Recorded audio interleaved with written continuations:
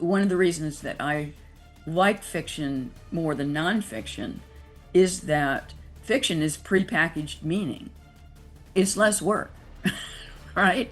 It's a it's a, it's a story that hangs together in some way, whereas reality doesn't.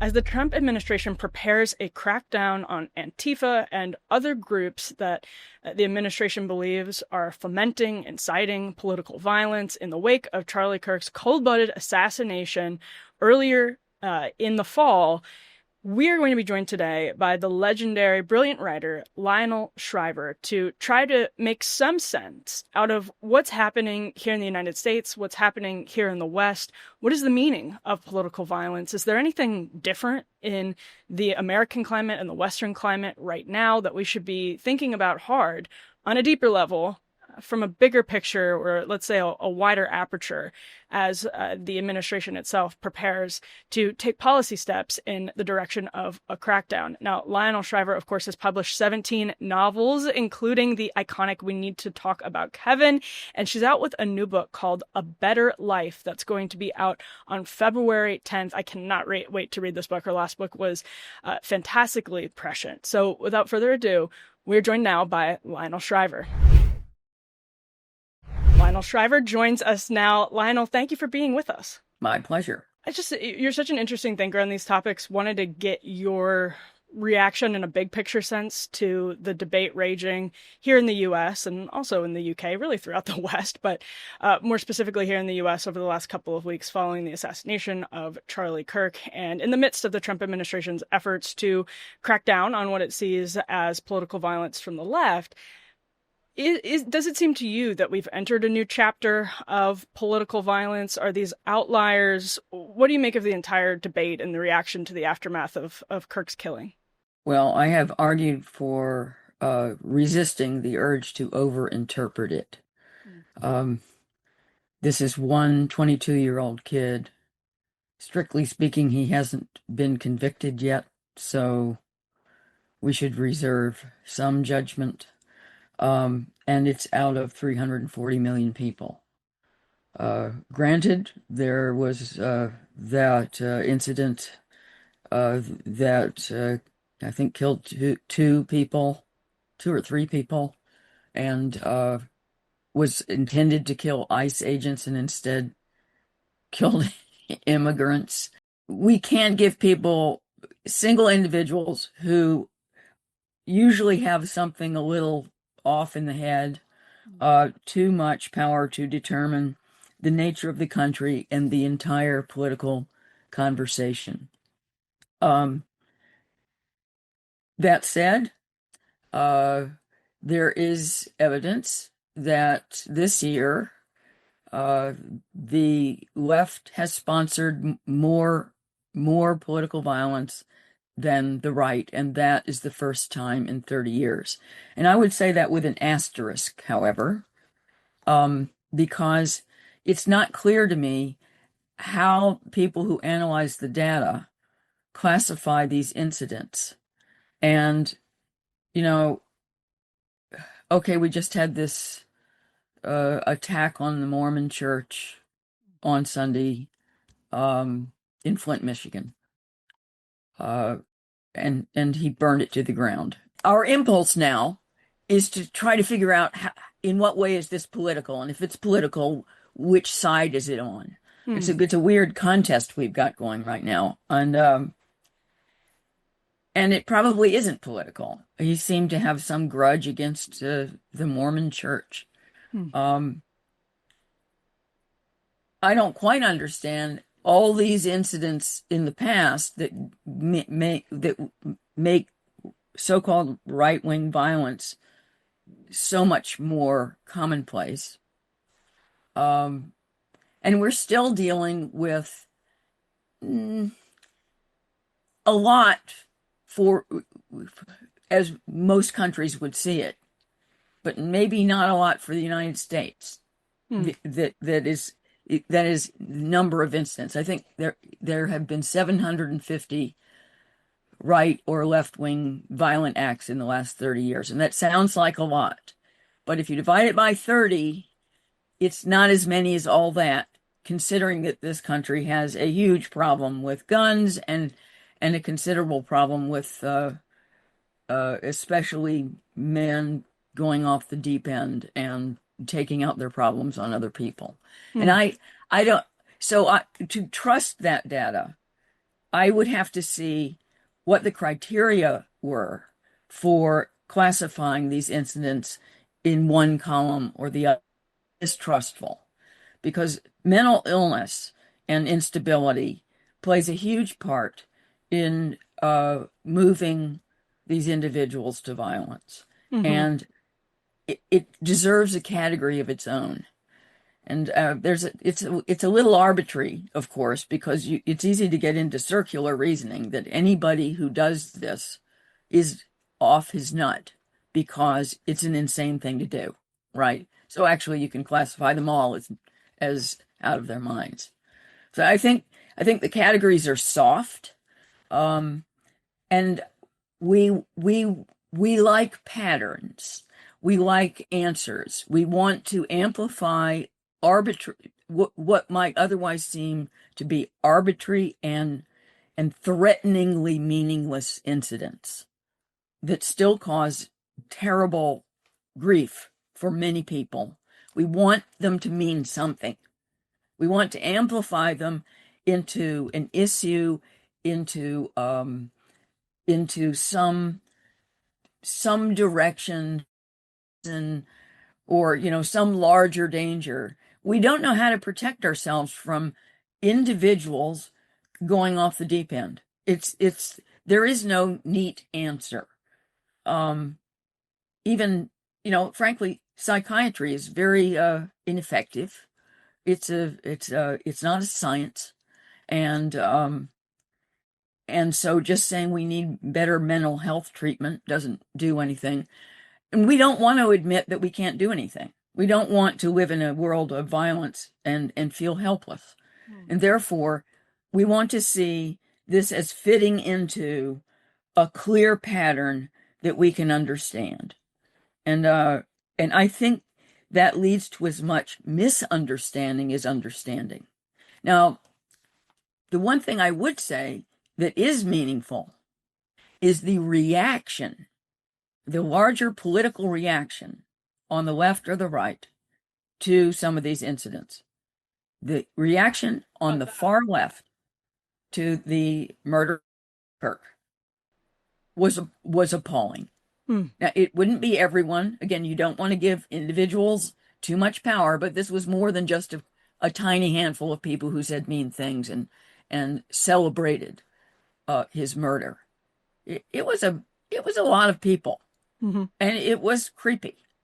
And if you look at there was a recent YouGov poll Mm-hmm.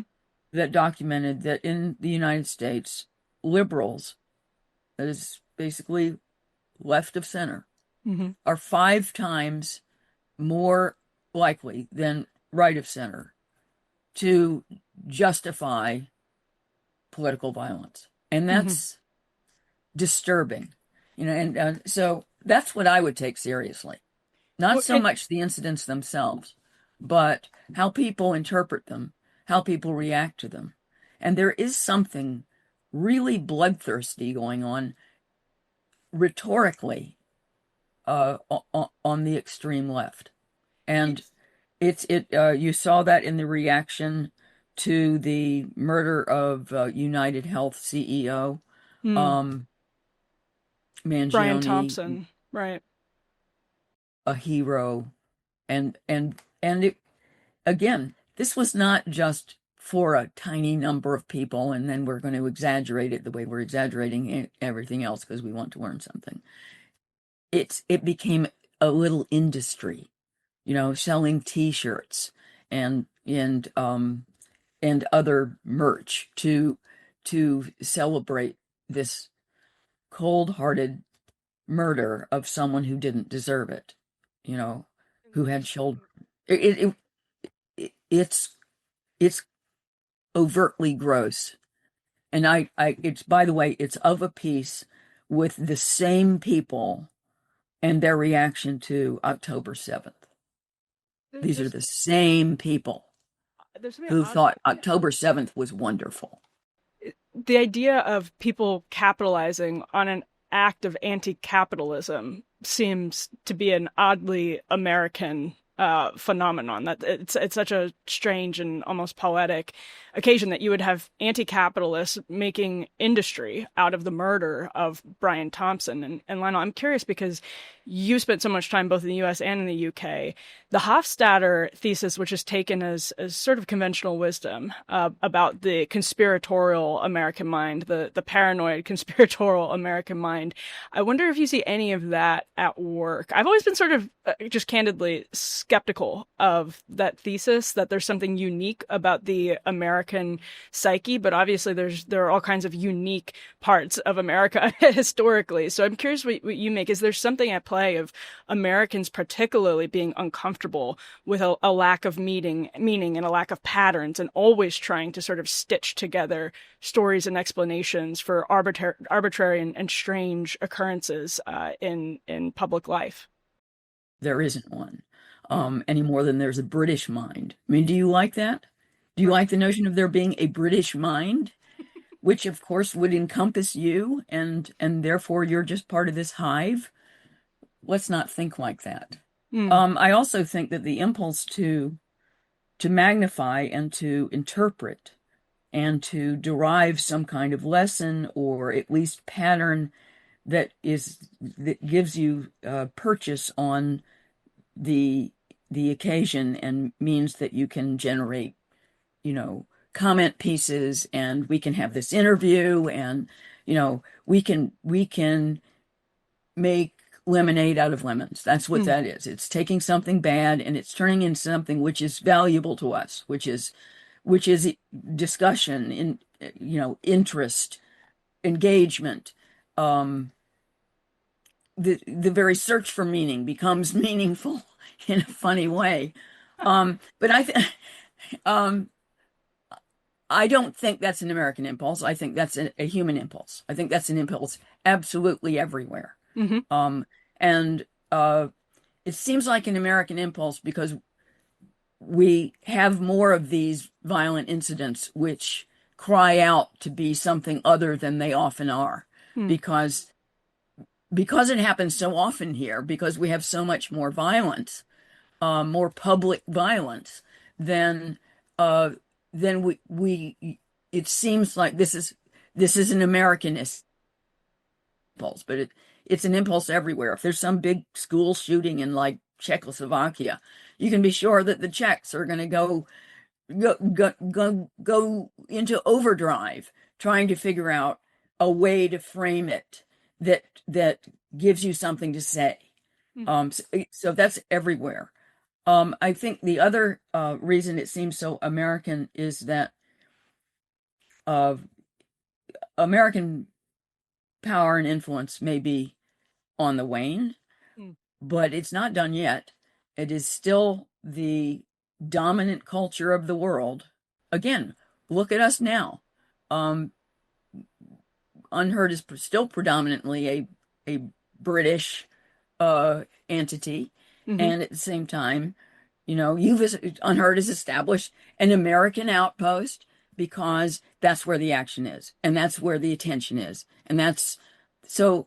Since the entire world is constantly looking at the United States and trying to, therefore, to interpret the United States, to Mm. get signals from the United States, to to uh, to worry about whether our problems will be exported, as they so often are.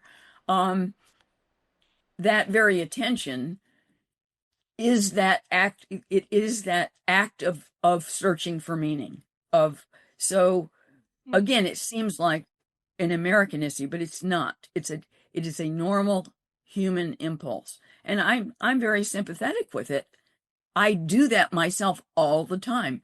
We both do as commenters on public affairs. Mhm. Uh, in fact, in a lot of ways, it's my job even as a fiction writer. I don't write stories that I want to be meaningless. I want them to form a pattern. I want you to come away with some sense. It's not always going to be reduced to an aphorism, but I am about building meaning. In fact, one of the reasons that I like fiction more than nonfiction is that fiction is prepackaged meaning. Mm. It's less work, right? It's a it's a story that hangs together in some way, whereas reality doesn't. That's amazing. That's I never thought about it that way. You mentioned exports from America that end up infiltrating other corners of the world, and I'm curious if one of those, in the context of this discussion, might be a growing exasperation with lowercase r Republican government, with what some people refer to as lowercase d democracy. Because you can sort of see, to the extent we can make meaning out of why people are engaged in these outbursts of political violence, an exasperation with the system. That does seem to be what was part of the awful case in part of the case in the awful story of Brian Thompson and Luigi Mangione. Is that something you sense people looking at American exasperation or growing American exasperation with the system itself and taking that into other places, or maybe it's actually all happening organically in other places all at once? What do you make of that, Lionel? The worst thing that you can export is chaos. So, yeah, I think people look to the United States and worry that this is coming to a theater near you, right? And we have exported chaos, and we have exported murder. The school shooting format is something that it's an American invention, right? And it has been exported everywhere. It is intrinsically an imitative format. In some ways, all school shootings are copycat crimes, and that copycatting has extended to other countries. So it's one of our uglier exports. But to come back to the issue of let's address the Trump administration's response to this stuff. It's not helpful. For the rest of this interview, please head on over to undercurrents.tv and pick up a premium subscription of the show. Appreciate you watching. We'll be back with more Undercurrents soon.